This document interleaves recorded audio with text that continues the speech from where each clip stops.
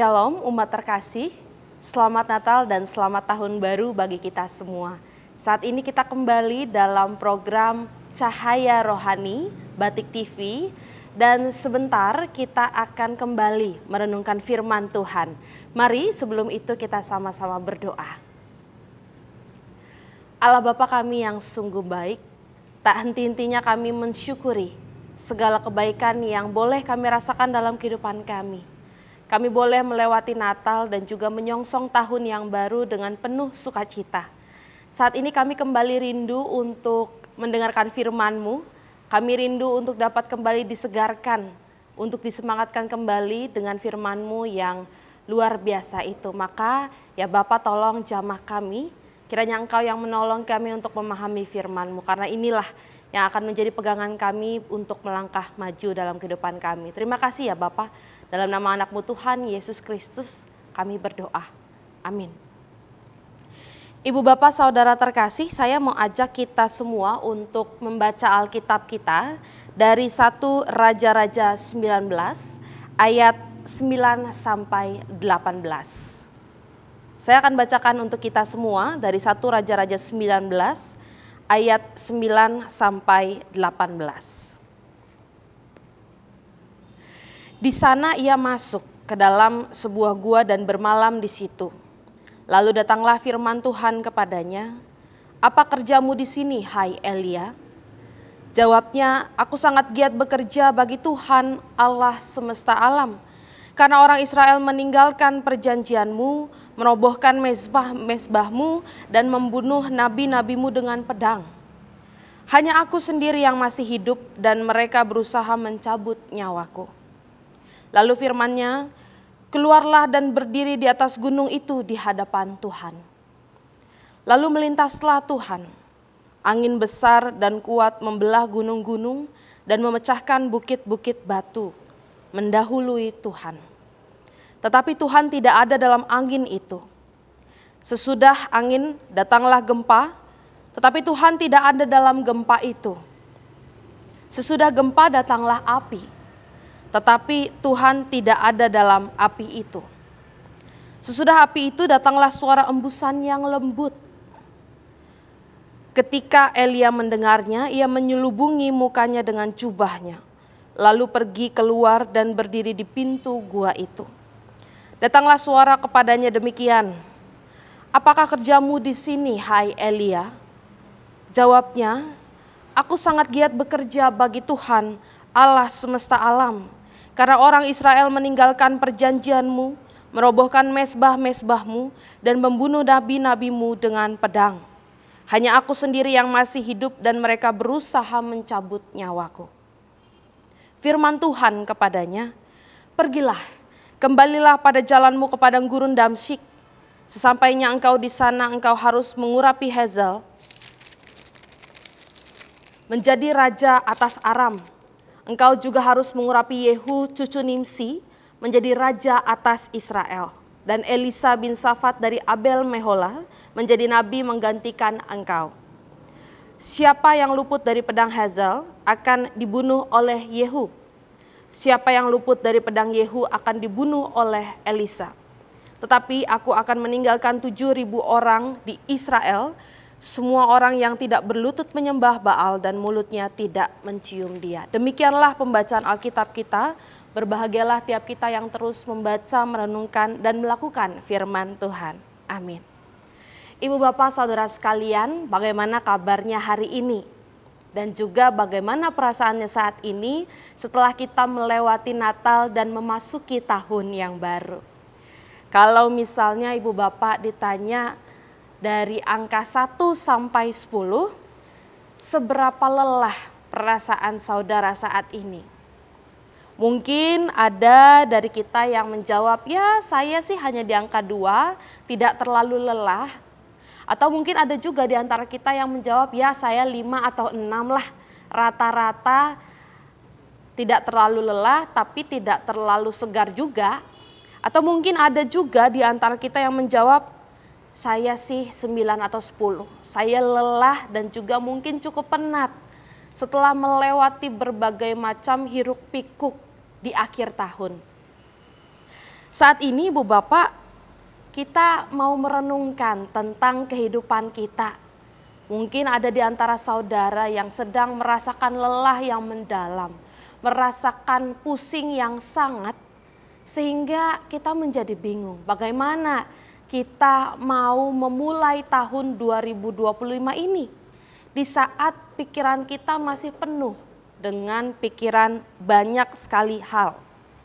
Karena bukan hanya dari kesibukan kita, tampaknya saat ini juga kita dibuat semakin pusing, semakin penat dengan hal-hal yang terjadi dalam kehidupan kita.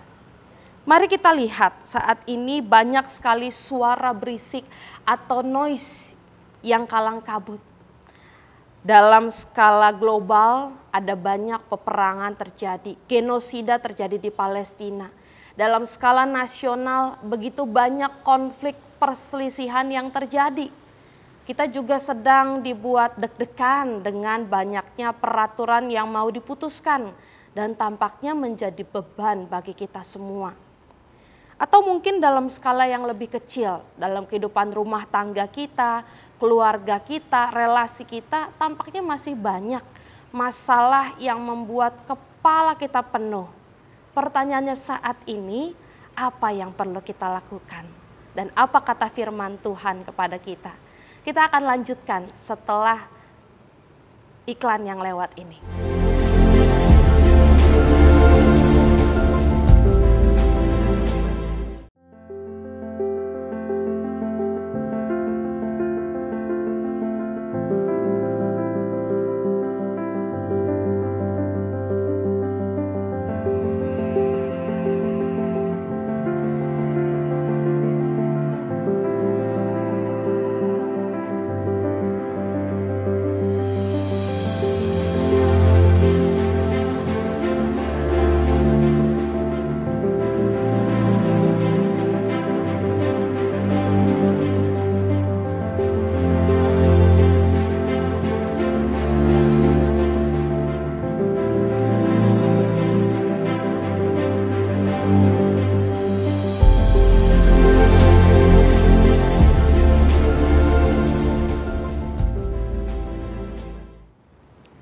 Ibu bapak saudara, mari kita lanjutkan perenungan firman Tuhan kita.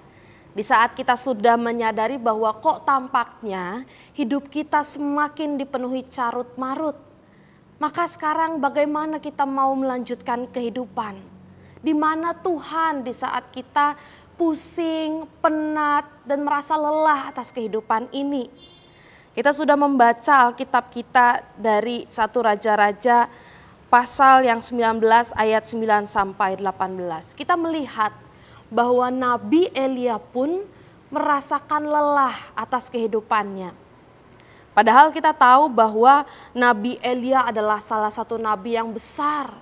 Banyak sekali pencapaian yang didapatnya dalam kehidupan ia sebagai nabi. Kita mengingat Nabi Elia membangkitkan anak seorang janda. Lalu juga Nabi Elia berhasil mengalahkan 450 nabi Baal pada saat itu. Kita juga mengingat bahwa burung-burung gagak pun memberikan makan kepada Nabi Elia. Dan Nabi Elia adalah sosok yang diangkat ke surga dengan kuda berapi dalam angin badai. Kita tahu bahwa ia adalah nabi yang besar, nabi yang dicintai oleh Allah. Tapi pun dengan pencapaian yang banyak itu, Nabi Elia tidak luput dari rasa sedih yang mendalam karena kelelahannya atas kehidupan. Kita tahu bahwa pada saat itu Ratu Isabel berniat membunuh Elia. Elia bahkan dikenal sebagai suicidal prophet atau nabi yang depresi. Kita bisa membayangkan saat ia begitu banyak melakukan hal-hal baik, begitu banyak ketaatan ia lakukan kepada Tuhan, tapi toh ia masih dikejar dengan kematian. Sebagai manusia terbatas, menjadi wajar bagi Elia untuk merasa lelah, merasa takut, merasakan kepenuhan dalam pikirannya karena ia dihantui oleh kematian. Maka pada saat itu Elia meratap, ia masuk ke dalam gua di Gunung Horeb. Dan apa yang kita temui di sana? Ternyata Allah tetap hadir bagi Elia. Tapi dengan cara yang unik. Ibu bapak saudara, kita melihat bahwa terjadi terbelahnya gunung pada saat itu. Ada gempa yang besar, ada api yang besar. Tapi justru Allah tidak hadir lewat hal-hal yang besar itu. Allah tidak hadir lewat hal-hal yang meriah itu. Tapi justru kita lihat bahwa Allah hadir lewat angin sepoi-sepoi. Allah hadir lewat sesuatu yang kecil, sederhana, dan juga tenang. Maka kita bisa melihat bahwa tampaknya saat kita merasa penat, penuh pusing dengan kehidupan yang dipenuhi hiruk pikuk ini, tampaknya kita juga perlu seperti Elia mencari Tuhan Allah kita dalam keheningan. Ternyata Allah juga ada dalam suara berbisik, dalam kesendirian kita, Allah bisa hadir menyatakan kehadirannya kepada kita. Maka saat ini Ibu Bapak, dalam kehidupan kita yang dipenuhi noises atau suara-suara berisik, berita-berita yang bikin kita takut, pusing, atau juga bahkan komentar-komentar negatif dari orang lain yang tampaknya memang tidak membangun bagi kita, maka kita bisa dengan tegas untuk menghindari hal-hal yang kita kategorikan sebagai noises atau berisik. Itu adalah hal-hal yang membuat kita pusing, penat, bingung, tapi justru Tuhan tidak kita temukan di sana. Dalam kesibukan kita, kehidupan kita yang penuh dengan rutinitas, tampaknya tidak apa kalau kita sesekali mengambil saat tenang sejenak, saat teduh sejenak. Tidak apa kalau kita mau berhenti sejenak dari kegiatan kita. Untuk apa? Untuk menemukan kembali kekuatan dari Tuhan kita. Mungkin Tuhan bisa hadir dengan cara yang berbeda bagi diri setiap orang. Tuhan bisa berbisik kepada kita secara langsung. Tuhan bisa memberikan ketenangan dalam hati kita. Tuhan bisa memunculkan voice-nya atau suaranya itu lewat berbagai hal. Bahkan lewat sesama kita. Maka menjadi bagian bagi kita untuk mengambil keputusan. Untuk berhenti sejenak mencari ketenangan dan juga keheningan. Ibu bapak saudara, tentu saya pribadi juga punya pengalaman semacam ini. Saat dipenuhi hiruk pikuk dalam kehidupan, ternyata Tuhan juga bisa menemukan kita dalam keheningan, dalam ketenangan.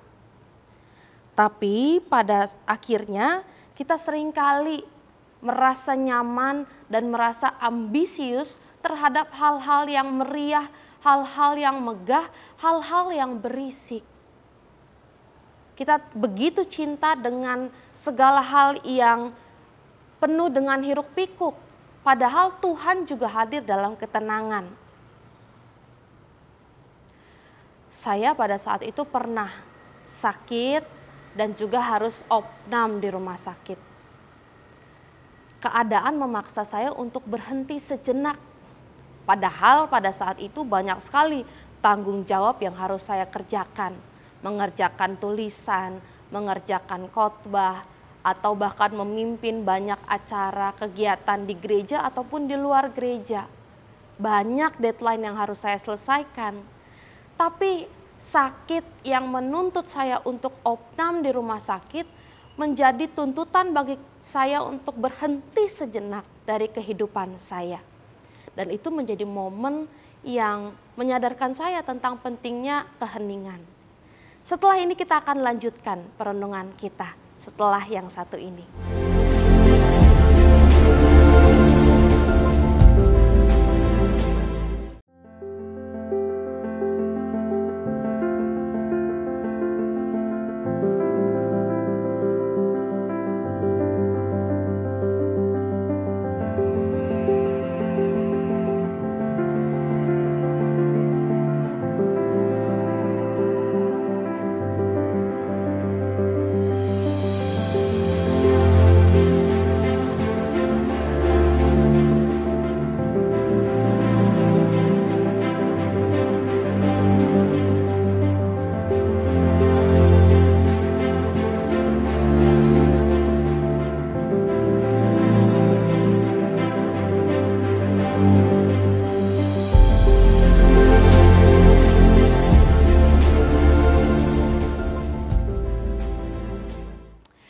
kembali merenungkan firman Tuhan bagi kita semua. Saya sendiri mengalami bahwa dalam ketenangan Allah pun hadir. Di saat banyak kerjaan yang harus terpaksa saya hentikan untuk sejenak, ternyata ada banyak orang-orang baik yang dikirimkan Tuhan untuk menolong saya. Dan itu semua menjadi ketenangan bagi saya bahwa saya tahu Tuhan pun bekerja di saat saya diam. Tuhan pun hadir di saat saya hening sejenak. Maka Ibu Bapak, mari kita sejenak melihat kehidupan kita kembali masing-masing. Untuk memulai tahun 2025 ini, apakah masih banyak noises yang mengganggu pikiran kita? Keributan yang berasal dari luar diri kita yang tentunya tidak berarti dan tidak membangun bagi kita, mari kita singkirkan sejenak. Karena itu semua mengganggu pikiran kita, menghalangi kita untuk bisa bertemu dengan Tuhan kita. Mari kita ambil keheningan kita sejenak, berhenti dari pekerjaan kita untuk sementara, tidak perlu waktu yang lama. Berkumpul dengan keluarga kita, mengambil saat teduh sejenak, menutup mata, berdoa kepada Tuhan, ambil waktu jeda bagi kita untuk kembali mendengar apa sebenarnya kehendak Tuhan yang perlu kita lakukan dalam kehidupan kita. Karena seperti Elia, kita pun perlu mengambil berhenti sejenak untuk dapat mendengar suara Tuhan. Maka mari kita kembali memilah mana yang namanya noise atau ribut-ribut berisik belaka yang tidak membangun, mana yang bisa kita kategorikan sebagai voice atau suara Allah yang perlu kita dengar. Dan voice ini bisa berasal dari banyak hal. Orang-orang di sekitar kita, atau bahkan dalam suara hati kita, dan semua itu dapat kita temukan dalam keheningan. Ibu Bapak, mari saat ini kita merasakan cinta kasih Allah lebih lagi dalam kehidupan kita untuk memasuki tahun 2025. Dan kita paham bahwa Allah juga ada dalam kesendirian dan juga di ruang yang sepi. Temukan Allah dalam diam dan hening, dan dengarkan suaranya serta nikmati tuntunannya. Ibu Bapak Saudara sekalian, selamat memasuki tahun 2025 dengan tuntunan dari Allah kita. Saya mau ajak kita berdoa sejenak untuk mendoakan diri kita, keluarga kita, dan negara kita. Mari kita berdoa. Ya Allah Bapa kami, terima kasih untuk firman-Mu yang boleh kami dengar pada saat ini. Tentu firman-Mu menjadi pengingat bagi kami untuk tidak terlalu terlena dengan hiruk-pikuk yang ada dalam kehidupan kami. Ternyata menjadi penting bagi kami untuk mengambil diam sejenak dan kembali mengarahkan hati kami kepadamu. Ya Bapa, kami sadar bahwa dalam kehidupan kami tampaknya ada banyak sekali hal-hal yang terjadi dan itu melelahkan kami secara fisik juga secara psikis. Kami lelah dan kami membutuhkan pertolongan dari-Mu. Tolong ya Bapa, Engkau kiranya senantiasa tunjukkan kuasa-Mu dalam kehidupan kami. Hadirlah melalui orang-orang di sekitar kami dan tolonglah berbicara lewat suara hati kami. Kami mau menjalani tahun yang baru ini dengan penuh rasa tenang, dengan penuh keyakinan bahwa kami tidak berjalan sendirian. Kami tahu kami punya Allah yang selalu menolong dan mendampingi kami. Saat ini ya Bapak, kami mau berdoa untuk segala hal yang masih berjalan dan belum selesai. Kami berdoa untuk para korban genosida atau bahkan korban ketidakadilan yang ada dalam dunia ini. Dan juga dalam negara kami berdoa untuk segala konflik perselisihan yang masih terus terjadi. Kami berdoa bagi mereka yang masih berjuang karena kemiskinan, ketidakadilan ekonomi, atau juga karena masalah lingkungan. Kami rindu ya Bapa untuk merasakan damai sejahtera yang utuh yang berasal darimu. Kami rindu untuk dapat menjalani kehidupan yang dipenuhi cinta kasih dengan sesama kami. Tolong kiranya Engkau jamah kami semua, berikan kerendahan hati dalam diri kami masing-masing untuk dapat kami bisa saling mengasihi, saling memberikan perhatian, dan tentu agar kami dapat terus memberitakan firman-Mu lewat tiap keputusan dan tindakan kami. Kami mau untuk dapat terus merasakan cinta kasih-Mu dalam kehidupan kami. Maka tolong kami ya Bapa, kiranya tahun ini dapat menjadi tahun yang baik bagi kami semua. Tentu kami punya banyak pergumulan yang kami tahu bahwa Engkau punya rencana yang luar biasa bagi kami, pribadi lepas pribadi, atau bagi kami semua sebagai satu tubuh Kristus. Tolong kiranya kami dapat terus sabar, menantikan pemenuhan janji-Mu yang luar biasa itu ya Bapa. Kami serahkan hidup kami ke dalam tangan-Mu, dalam nama anak-Mu Tuhan Yesus Kristus kami berdoa. Amin. Ibu bapak saudara, demikian perenungan kita saat ini, dan kiranya kita semua dapat menyongsong tahun 2025 dengan penuh sukacita dan juga pengharapan dalam tuntunan Tuhan Allah kita. Sampai bertemu lagi dalam program Cahaya Rohani berikutnya. Tuhan Yesus memberkati.